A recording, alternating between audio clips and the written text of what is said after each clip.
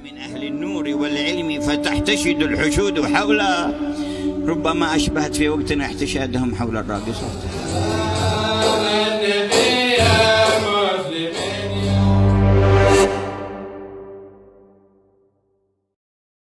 Kenapa sekarang ada anak-anak muda nggak nyantri berani nyalahin kiai? Cuma karena masalah maulidan, tawasulan dan celana jingkrang. Nih Dr. Ismail nih ahlun nar. Oh, coba kalau berdiri pasti di bawah mata kaki ya. Oh, Pak Camat masuk ini ya. Karena kata mereka, innallaha la yanzuru ila man jarra thawbahu khuyala. Allah tidak mandang orang yang memanjangkan kainnya di bawah mata kaki. Pak Rektor masuk. Ya, kayaknya nih semua yang ada di sini masuk semuanya. Ya. Kecuali saya pakai sarung. Kenapa berani anak muda sekarang ngomong begitu? Hasil nonton YouTube. Kita cuma berani ngomel-ngomel di belakang. Kalian nih sesat, belajar kok pakai YouTube. Bukan begitu sekarang zamannya. Kita harus mengisi YouTube. Ya. Oke, sebelum ini refleksi umum. Sekarang kita mulai masuk ke bagian yang lebih serius. Tantangan kita minimal ada dua saja. Pertama wasail, kedua maqasid. Wasail, wasilah, alat. Nah, ini bisa nomor dua kita kaji.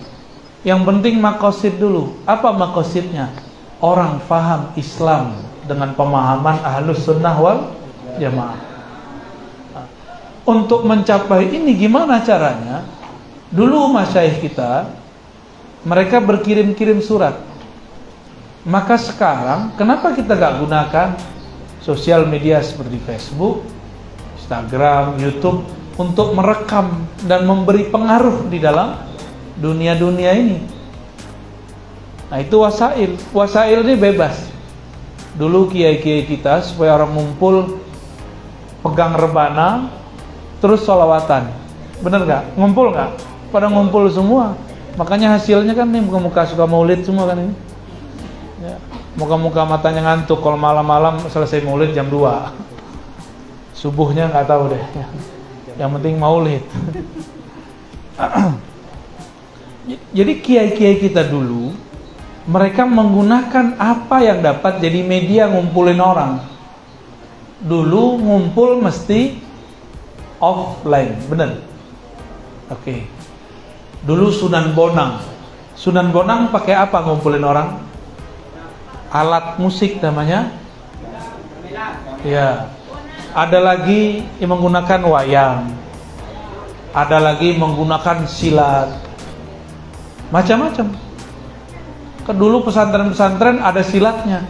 Karena di luar pesantren ada orang kebatinan sakti-sakti. Maka kiai-kiai mengumpulkan cara, apa cara supaya orang mau ngumpul.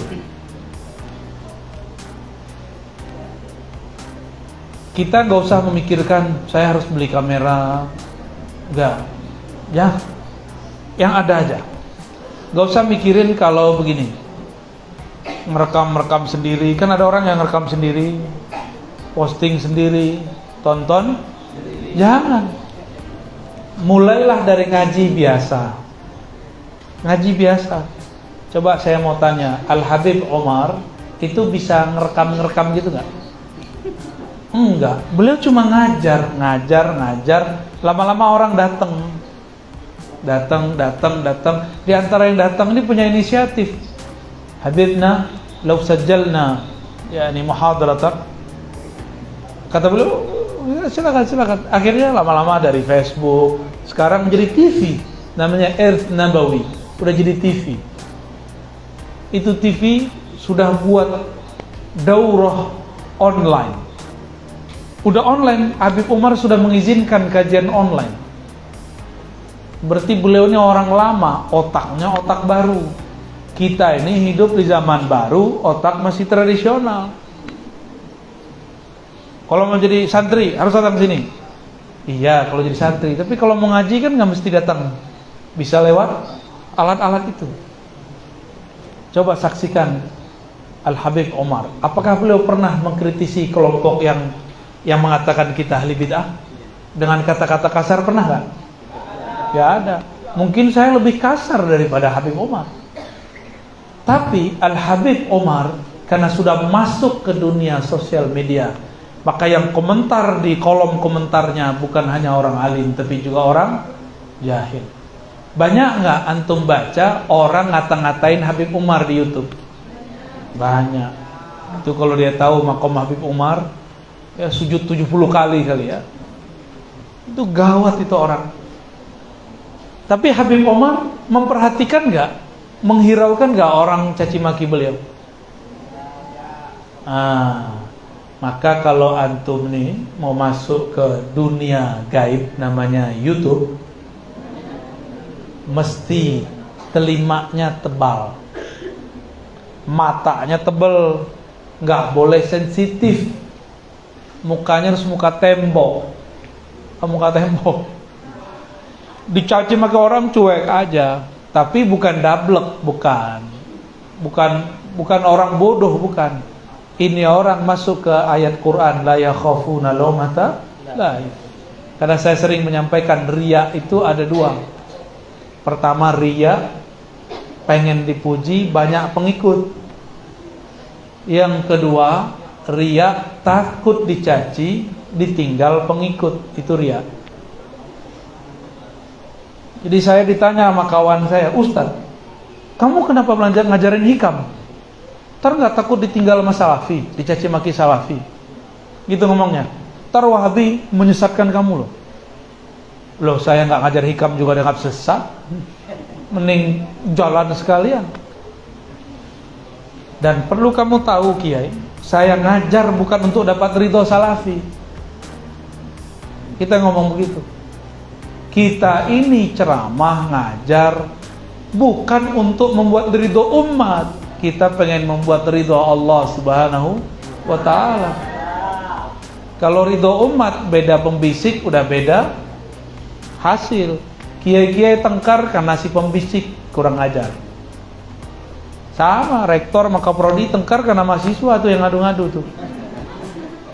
Coba ntar lihat ya. Kita kan orang kampus, ngertilah ya. Pembimbing dengan kaprodi dia adu-adu. Lah masa doktor, masa magister dia adu sama mahasiswa. Jadi mahasiswa aja ya. Nah, ini tantangannya. Maka seorang yang ingin mempertahankan akidah Ahlussunnah, lawannya bukan Wahabi, dirinya sendiri. Jadi tahadiyat al-uzma bukanlah Wahabiyah atau Salafiyah. Al-ula nafsuh. Yang pertama dirinya sendiri. Dia pengen terkenal, pengen dapat follower, pengen monetis. Ada sekarang monetis loh ya. Jadi YouTuber tuh bisa kaya. Kecuali saya. Nge-YouTube yang dapat yang punya channel YouTube. Gak setoran itu. Kita gak ada masalah. Karena rezeki tidak akan tertukar sebagaimana jodoh ya. Walaupun udah sering mojok, jalan berdua, naik motor, namanya jodoh belum tentu dia. Jangan seneng-seneng dulu. Ada yang aham-aham. Itu orang di waktu pesantrennya tertahan. Sekarang kayaknya bebas ya. Jadi tantangan pertamanya bukan Salafi Wahabi, yang pertama diri dia sendiri. Apakah dia sibuk dengan wasail atau sibuk dengan maqasid?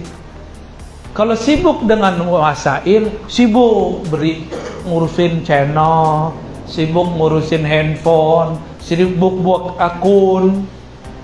Itu kesibukannya. Padahal tugas dia al-maqasid. Adapun wasail, Allah akan kirim orang, intan surullah ya surkum. Kamu bantu Allah, gimana caranya? Sebarkan ajaran Allah. Nanti Allah akan kirim orang-orang untuk khidmah kepada dia. Itu orang khidmah bukan untuk dia, untuk Allah juga. In tansurullah yansurkum. Kalau kamu berkorban untuk Allah, Allah korban untuk kamu. Nah, sekarang kebanyakan buat studio bagus-bagus, handphonenya bagus-bagus, kamera bagus-bagus, tapi orangnya nggak dibaguskan. Jadi jangan terbalik. Kita ngaji di pesantren tidak diizinkan ngajar kecuali sudah dapat apa? Ijazah dari guru, benar nggak? Kalau di pesantren dapat ijazah, seharusnya di YouTube ada ijazahnya juga. Cuma kan nggak ada. Ijazah di YouTube adalah ijazah netizen. Maha benar netizen dengan segala komentarnya. Itu netizen tuh. Yang lain bengong. Maksudnya apa sih?